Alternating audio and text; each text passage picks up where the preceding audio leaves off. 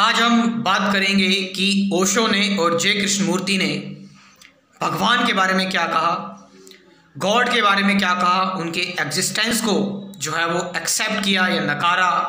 और क्या इससे रिलेटेड जो है वो बातें बताई ओशो और जे कृष्णमूर्ति दोनों ने ही। एक बात तो क्लियर है कि दोनों ने ही जो थॉट से उत्पन्न चीज़ें होती हैं, जो बुद्धि से उत्पन्न चीज़ें होती हैं, लॉजिक से उत्पन्न चीज़ें होती हैं, बहुत ज़्यादा इंटेलिजेंस से उत्पन्न चीज़ें होती हैं, बहुत तर्क से चीज़ें जो उत्पन्न होती हैं, उन चीज़ों से अगर आप गॉड को समझ रहे हैं तो ये जो है वो दोनों लोगों ने ही नकारा है इस चीज़ को कि आप जो है जो थॉट्स हैं, थॉट्स तो बिल्कुल लिमिटेड होते हैं, ऑटोमेटिक थॉट्स, हर तरह के थॉट्स तो हमारे सेल्फ जनरेट होते हैं, जो हमारी जो है वो सेल्फ मोटिव से निकलते हैं। तो अगर आप उस हिसाब से गॉड को जानते हैं और आपने वैसी इमेज क्रिएट कर रखी है तो शायद जो है वो ऐसा कहते हैं दोनों लोग, दोनों व्यक्ति, कृष्णमूर्ति और ओशो, कि तो शायद आप भगवान जैसी चीज़ को नहीं समझ पाए। अगर हम बात करें ओशो की, तो ओशो कई बार ये जिक्र करते हैं कि परमात्मा की जिक्र करते हैं, ईश्वर का जिक्र करते हैं, कई बार नहीं भी करते हैं, और पर्सन के हिसाब से, सामने वाले की मेंटालिटी के हिसाब से वो बताते हैं कि बताने लायक क्या है, कि जो सामने वाला पर्सन है उसको देखते, उसको समझकर, ऑडियंस को देखकर ओशो जो है वो परमात्मा की बात करते हैं। तो ओशो का हमेशा से ही जो कनेक्शन रहा है वो हमेशा यही रहा है कि लव, परमात्मा की ग्रेटिट्यूड की फीलिंग होनी चाहिए आपके अंदर, कि परमात्मा को कुछ ऐसे नहीं माना ओशो ने जैसे हम सब ने माना हुआ है। वो एक अलग ही ऊर्जा है, वो एक अलग ही एनर्जी है, वो बिल्कुल डिफरेंट चीज़ है जिसको हम व्यक्त नहीं कर सकते, एक्सप्रेस नहीं कर सकते, बस जिसको जो है वो, जिसको माना नहीं जा सकता, बस जिसको अनुभव करके जाना जा सकता है। ओशो का ये कहना होता है कि जिसको सिर्फ हम एक्सपीरियंस कर सकते हैं, और वो एक्सपीरियंस जब एक बार आ जाएगा तो फिर हमारे अंदर जितनी भी कोई भी किसी भी चीज़ की सीकिंग होगी, हमारे अंदर वांटिंग होगी, डिज़ायर होगी, फिर वो कुछ बचेगा नहीं, ऐसा ओशो ने बताया। लेकिन बात करते हैं जो मास्टर जे कृष्णमूर्ति ने क्या बताया परमात्मा के बारे में, गॉड के बारे में। तो यहाँ पर जे कृष्णमूर्ति जो है वो बताते हैं कि सबसे पहले आपको वही बताते हैं कि गॉड क्या है, क्या है गॉड से आप क्या समझते हैं। गॉड कहीं एक वर्ड तो नहीं है जिसको आप नरिश कर रहे हो, सस्टेन कर रहे हो, जिस पर आप इन्वेस्ट कर रहे हो, क्योंकि वर्ड एक गॉड वर्ड है, और ये जो वर्ड है, वर्ड क्या होता है, कम्युनिकेट करने का एक तरीका है। क्या आप इस वर्ड को तो गॉड नहीं मान रहे, या फिर आप जो है वो भगवान को, गॉड को, क्योंकि गॉड जो वर्ड है वो कहाँ से आया है, वो सब लोगों ने क्रिएट किया है, नॉलेज से चीज़ें क्रिएट हुई हैं। ये वर्ड जो है वो एक वर्ड में काफ़ी सारी चीज़ें, नॉलेज छपी हुई है। अगर हम एक भगवान की बात बोले तो बहुत सारी चीज़ें आ जाती हैं गॉड से, और हर जगह पर इंसान अभी तक, अगर हम बात करें, ह्यूमन इवॉल्व हुआ है, अभी तक कंफ्यूज है इस मामले में इंसान। अगर होमो सेपियंस की बात करें, हम पहले से जब इवॉल्व होते हुए आए हैं तो हम सबको गॉसिप का और रिलीजन का और जो फिक्शन वाली चीज़ें हैं, इन सब पर हम, इन सब चीज़ों ने हमें इकट्ठा किया, हमें इवोल्यूशन में बहुत ज़्यादा सहायता जो है अगर किसी चीज़ ने दी है तो गॉसिप है, जो है फिक्शन है, ये सारे की सारी चीज़ें हैं। लेकिन जो गॉड वर्ड है, it's come from the knowledge, and knowledge is always past, and you are living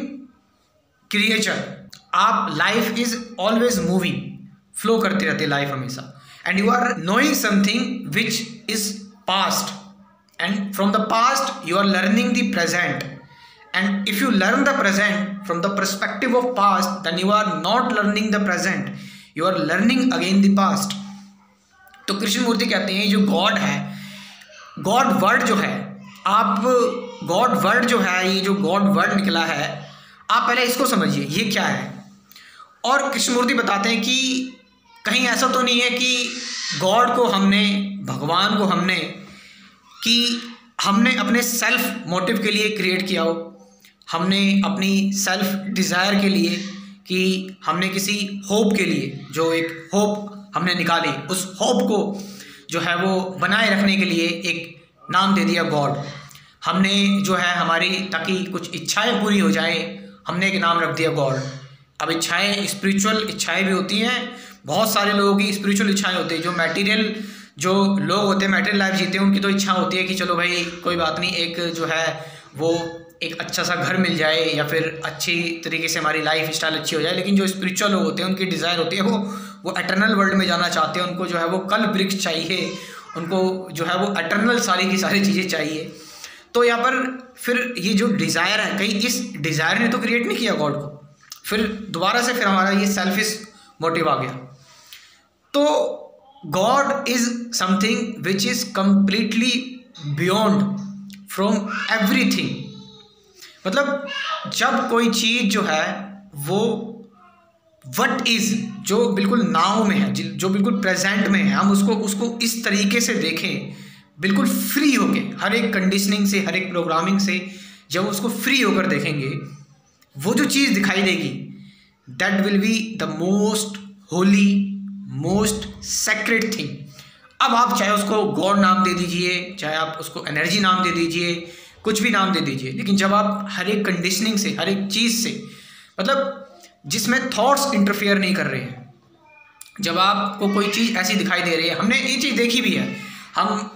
हमारे जो एंशिएंट जो फिलोसफर थे वो भी ये चीज़ जानते थे। भगवद गीता में भी ये बात लिखी हुई है कि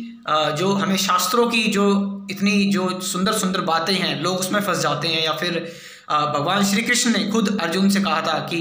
मेरा फॉर्म देखने के लिए मैं तुम्हें दिव्य चक्षु देता हूँ, और दिव्य चक्षु देने के बाद भी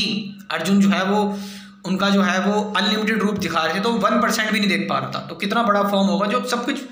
एकदम परे है, बिल्कुल अलग है। तो यहाँ पर हमने अपने सेल्फ मोटिव के लिए, अपनी सेल्फ डिज़ायर के लिए कहीं ये सारी की सारी चीज़ें क्रिएट तो नहीं की है। तो अगर हम किसी चीज़ को बिल्कुल फ्री तरीके से देखेंगे, बिल्कुल कंप्लीटली फ्री, बिना किसी जजमेंट के, बिना किसी डिस्क्रिमिनेशन की, प्रीजुडिस के, हम बिल्कुल एकदम फ्री फॉर्म में देखेंगे उसको, तब शायद हमें उस टाइम पर, क्योंकि जब हम फ्री फॉर्म में देखेंगे तब टाइम कैंसिल हो जाएगा, क्योंकि टाइम एक हमारा सेल्फिश मोटिव है। जो टाइम कैंसिल होगा तब हमें शायद कुछ ऐसा दिखाई देगा जो थॉट से परे है, और वो फिर हमारे अंदर एक अलग ही तरह की शांति लेकर आएगा। फिर उसमें हमारे अंदर कोई हलचल होगी नहीं, ये हलचल भी नहीं होगी हम लोगों को बताएं या समझाएं, वो काफ़ी होगी। वो चीज़ उसको एक्सप्लेन भी नहीं किया जा सकता, बताया नहीं जा सकता, समझाया नहीं जा सकता। वो बुद्धि से परे, तर्क से परे, हर एक चीज़ से बिल्कुल डिफरेंट होगी। फिर चाहे आप उसको गॉड नाम दे दीजिए, कुछ भी नाम दे दीजिए, लेकिन अगर हम बात करें, हम अगर कर रहे हैं कि हमने भगवान को एक होप के फॉर्म में क्रिएट कर दिया है, हमने एक लालच की फॉर्म में क्रिएट कर दिया है, हमने कुछ भी इन चीज़ों को बना लिया है, तो शायद वो हमारे कहीं सेल्फिश मोटिव्स तो नहीं है। तो ये जो है मैंने आपको कंबाइन जो बातें बताई कृष्णमूर्ति की और ओशो की भगवान के बारे में, हालांकि मेरा जो पर्सनल ओपिनियन है, पर्सनल जो रीज़न है, वो मैं आपको नहीं बता सकता, क्योंकि अभी मेरी यात्रा बहुत छोटी है और अभी बहुत कुछ जानना है। आपका इसमें क्या कहना है, कमेंट करके ज़रूर बताएं। Thank you very much.